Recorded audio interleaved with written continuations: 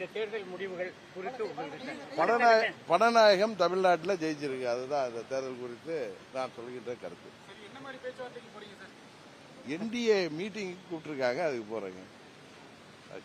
எல்லா மாநிலத்திலும் எதுக்காக சொல்லிட்டு கேள்விகள் வச்சிருக்காங்களே சார்.